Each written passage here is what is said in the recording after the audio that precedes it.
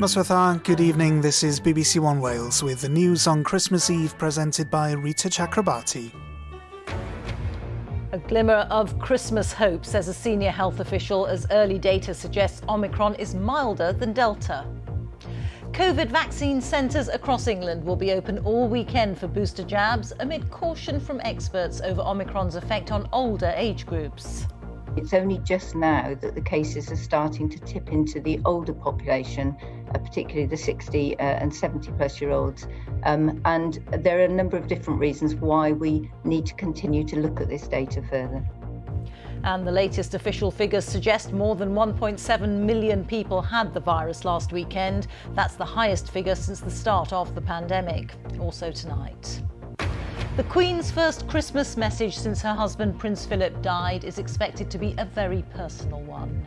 A telescope that will delve deeper into the universe and detect events further back in time than ever before will be launched tomorrow, Christmas Day. You got no money, but you have two beautiful children. And the family overwhelmed with kindness and concern after 9-year-old jaunty spoke out about struggling this Christmas.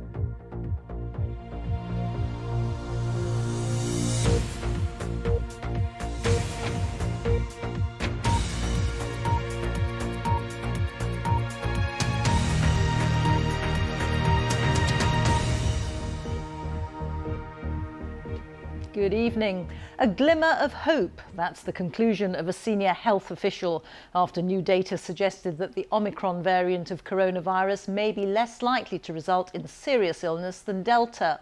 But Professor Jenny Harries, the head of the UK Health Security Agency, also told the BBC that Omicron infections are only now beginning to tip into the older population, and it remains uncertain how seriously they'll experience the new variant.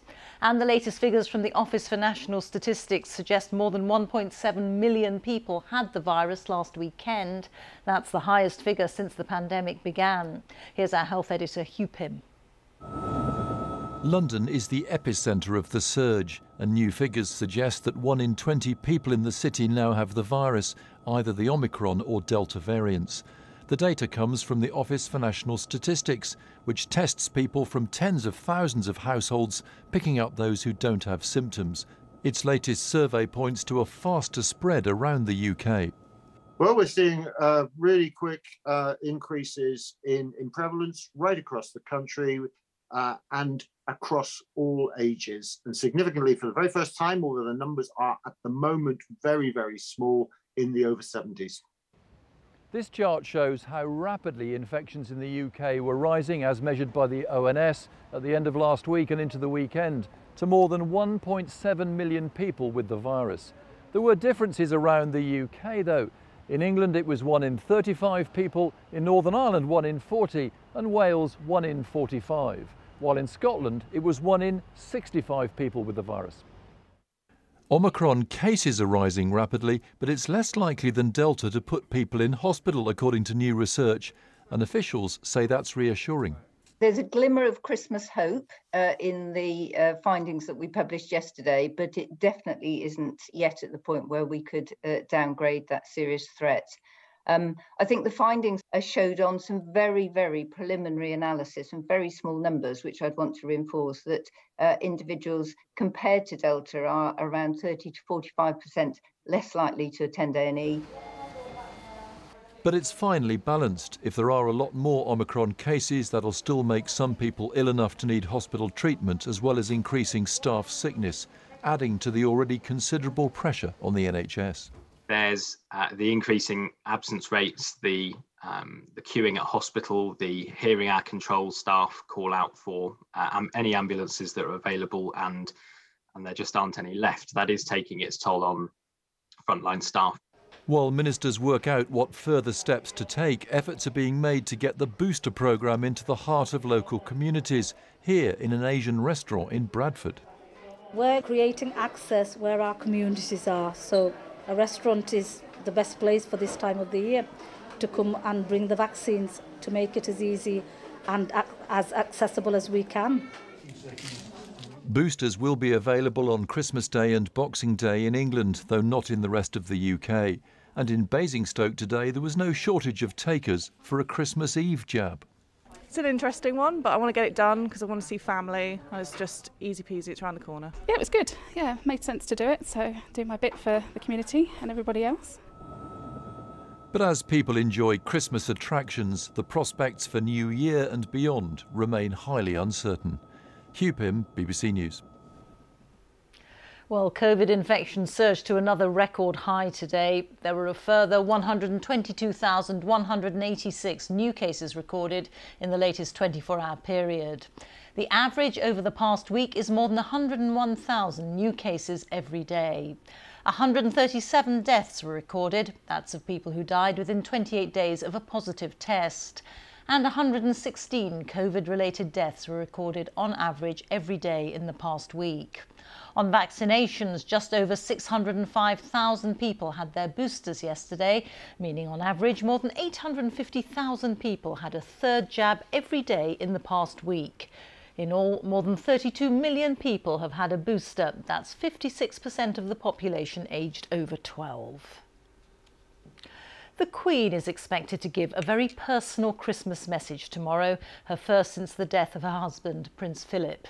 She'll speak beside a framed photograph of the couple taken during their diamond wedding anniversary in 2007. And she'll wear the same sapphire brooch that she wore on her honeymoon. A warning, our royal correspondent Nicholas Witchell's report contains flashing images. Rehearsing at Windsor for their part in the Queen's Christmas broadcast, the Central Band of the Royal British Legion, who will play the national anthem which begins the broadcast. This year's Christmas message, a still from which has been issued by Buckingham Palace, will be an unusually personal one. The Queen is wearing a brooch which she wore on her honeymoon, and on the desk beside her, a photograph of her and Prince Philip taken in 2007 when they celebrated their diamond wedding anniversary. It's 8 months now since Philip's death. So far, the Queen has not spoken publicly in any detail about how much he meant to her. Her broadcast will be an opportunity for her to do so. Within the royal family, mindful that this will be the Queen's first Christmas without her husband, arrangements have been adjusted so that she won't be alone. The Prince of Wales and the Duchess of Cornwall will be with her at Windsor. Other members of the family, the Wessexes and the Gloucesters, will also be there. Absent, of course, will be the Duke and Duchess of Sussex. From their home in California, they've issued this photograph wishing their supporters a happy holiday. It shows Harry and Meghan with their son Archie and their daughter Lilibet, pictured for the first time. And so, at the end of a year touched by personal sadness and some family tensions, thoughts will start to look ahead to next year and the celebrations to mark the Queen's 70 years on the throne. Uppermost in the minds of the palace planners, of course, will be the question of the Queen's health. It's always a sensitive matter. It has particular significance after the recent concerns, and given that next year is the year of her Platinum Jubilee.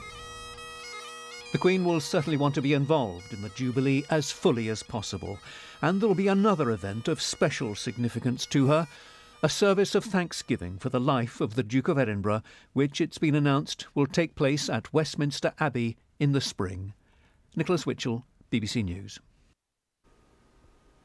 More than 2,000 flights have been cancelled across the world as people try to complete last-minute journeys to spend Christmas with friends and family. Some major airlines have blamed the cancellations on the pandemic. China and the US are the worst affected countries, but thousands of UK passengers have also been caught up in the disruption. With the latest, here's our North America correspondent, Nomia Iqbal. Nomia. Well, Americans, Reeta, like millions of people around the world, were hoping that Christmas 2021 would not be a replay of Christmas 2020. Millions of people had made travel plans to get away. The holiday rush was unstoppable, people really wanting to make up for lost time. But now Delta and United, two major airliners, have collectively cancelled more than 500 flights here in America, blaming it on the surge of the Omicron variant. They say it's hugely impacted staff availability. So this has affected domestic flights, but also flights going out of America, flights coming in. Obviously, people have family abroad and here as well. So it's really left people stranded. Now, Omicron has really spread in this country. It was detected 3 weeks ago. It's now present in all 50 states. It accounts for about 70% of new coronavirus cases. And there was a warning about this. Dr. Anthony Fauci, the nation's top infectious disease expert, had said that Christmas travel would increase the spread of this variant, even amongst those people who had got both jabs. He's urging people to get boosted. And he said that Americans have to really prepare for a hard winter ahead. And I think now, with Christmas plans ruined for so many people, that message will hit home really hard. Many thanks, Nomia. The most powerful telescope ever to be launched into space blasts off from French Guiana tomorrow. It's travelling 1.5 million kilometres from Earth, and it will look back in time to the first luminous glows after the Big Bang. Our science editor Rebecca Morrell has more. It's taken 30 years to develop, cost more than $10 billion and has involved thousands of scientists. Now the James Webb Space Telescope is finally ready to launch to begin the most ambitious astronomy mission ever attempted. This telescope is absolutely the biggest and most complex and most powerful telescope that we've ever attempted to send to space. All of us astronomers are extremely eager to get this telescope into space, but I think it's going to work, and I think it's going to, again, just completely revolutionize how we understand the cosmos. The telescope is a successor to Hubble, which has given us amazing images. But James Webb is much more powerful. Its mirror is almost 3 times bigger, which means it can reveal parts of the cosmos we've never seen before.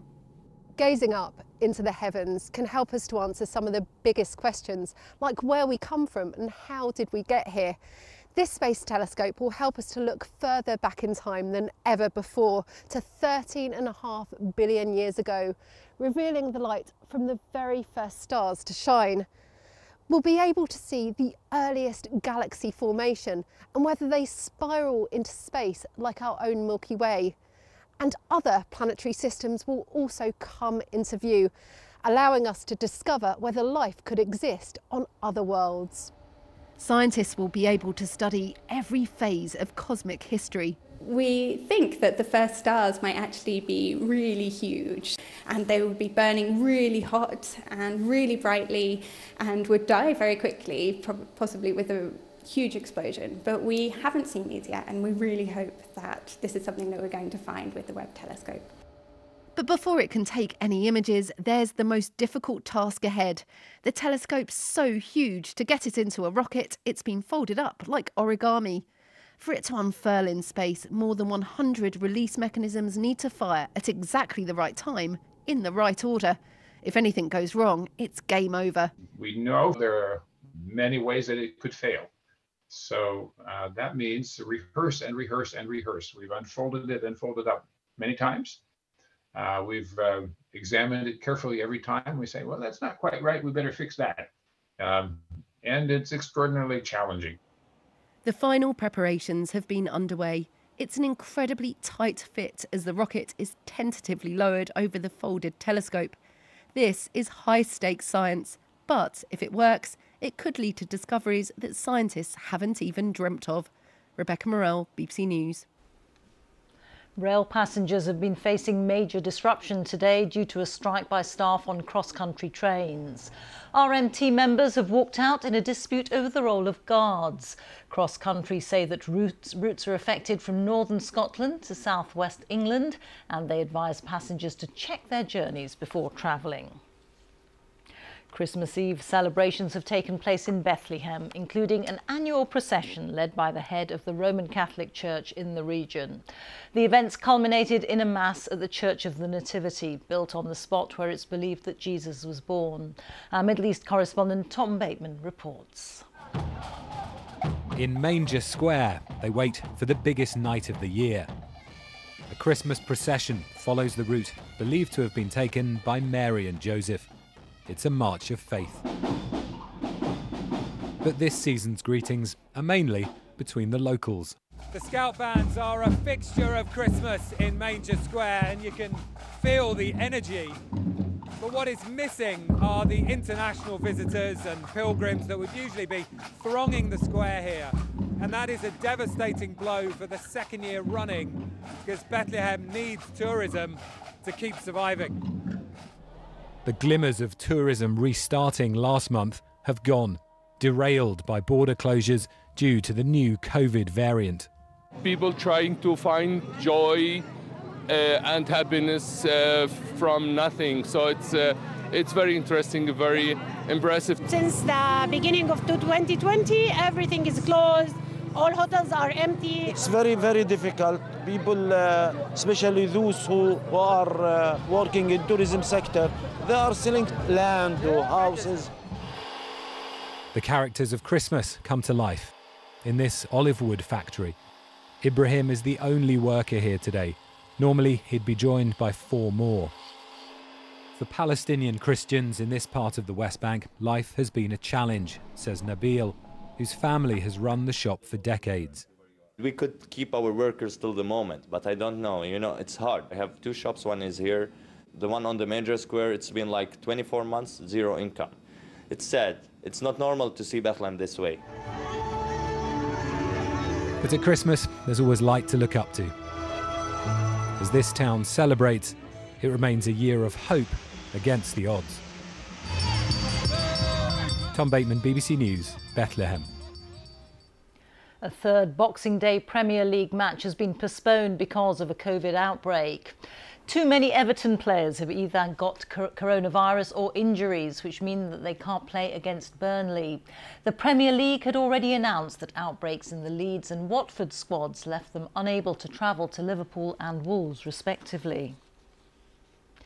The family of a 9-year-old boy who spoke out about the rising cost of living say they've been overwhelmed by the kindness of strangers. Jaunty Samuels told the BBC last week that he wished he were older so that he could help pay for the household bills that his mother, a full-time carer, was struggling to meet. Since then, they've been inundated with gifts and messages of support. Our social affairs correspondent Michael Buchanan caught up with the family. The jaunty dreams of being a footballer, a common ambition for many 9-year-olds. But his motivation to earn some money to pay the family's household bills has led to an outpouring of love. I feel better because people have said that I'm a sweet boy and I'm a good child. Last week, the jaunty and his mother spoke frankly about their financial struggles, how Christine's full-time salary as a carer wasn't enough to live on. Do you worry? Yeah, a lot.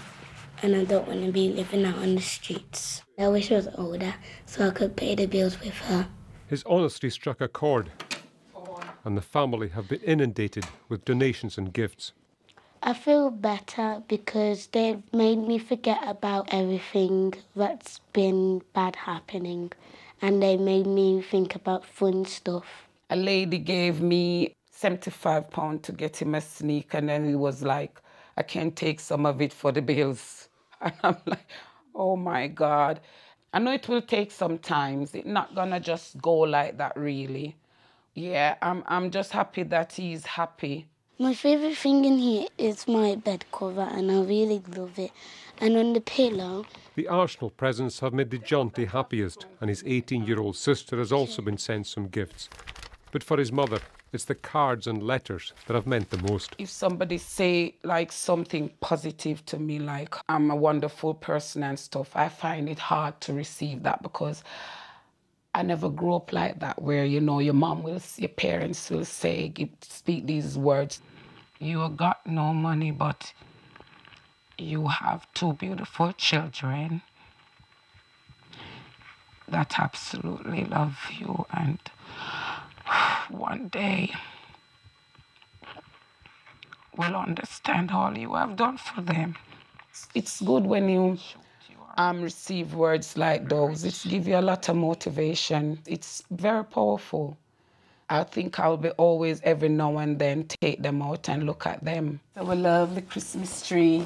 Among the gifts was this real tree and some presents for the family. From once dreading Christmas, the kindness of strangers has changed everything. I appreciate this so much, and I was thinking, I don't know, how can I tell these people thanks? Since we first met, Christine has lost her job. Her first task next year is therefore to get a new one. But the experience of the past week has given her renewed optimism. Michael Buchanan, BBC News, Tipton in the West Midlands. England's cricketers are making their final preparations for the third Ashes test, which gets underway on Boxing Day in Melbourne. After 2 comprehensive defeats, being beaten again would see them lose the series with 2 matches to spare. Nesta McGregor has more. We all know 'tis the season for giving, but so far England have been overly generous. From giving up easy wickets to missed catches and ultimately missed opportunities. Australia win the test match. They go up 2-0 in the Ashes.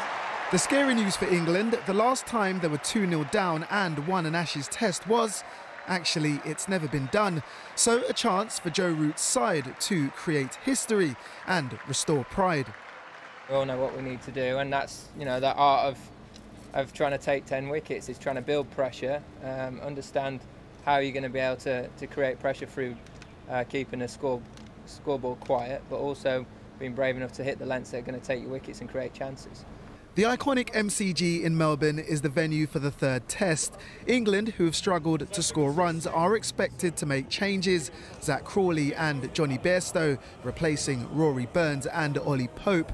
Fast bowler Mark Wood, who missed the second test, should also feature. Australia, who have embarrassed the visitors so far, say they're expecting a much improved England side, but know the odds of retaining the urn are in their favour. We know how good they are, and obviously a world-class team with world-class players. So, we played really well the last couple of matches, but we're sure they'll bounce back really hard. So the stage is set for a famous Boxing Day fixture. Post-Christmas turkey, England hoping they don't get stuffed. Nesta McGregor, BBC News. Lad Baby has made chart history by becoming the Christmas #1 for a record 4th consecutive year. Proceeds from the parody track Sausage Rolls for Everyone will go to the Trussell Trust food banks, and the single features appearances from a few well-known faces, as our entertainment correspondent Lizo Mazimba reports.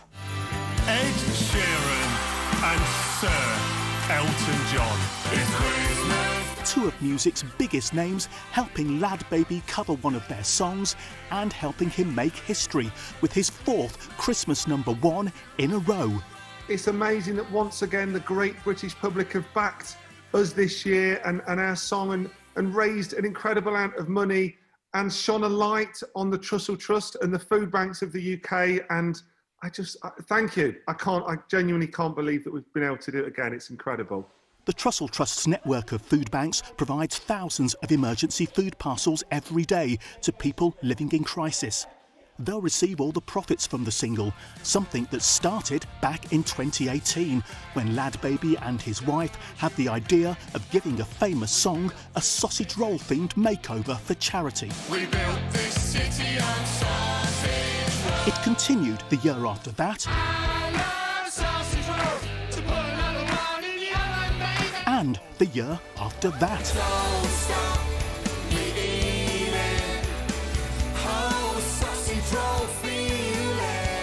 It's Christmas time, sausage rolls and wine will have. Now, Lad Baby has exceeded the record of consecutive Christmas #1s that he shared with the Spice Girls and the Beatles. And at the same time, he's helped raise tens of thousands of pounds for those most in need. It's Christmas. Lizo Mazimba, BBC News. And you can, of course, see more on all of those stories on the BBC News channel. That's all from me and from everyone here on the team. Have a very Merry Christmas. Good night.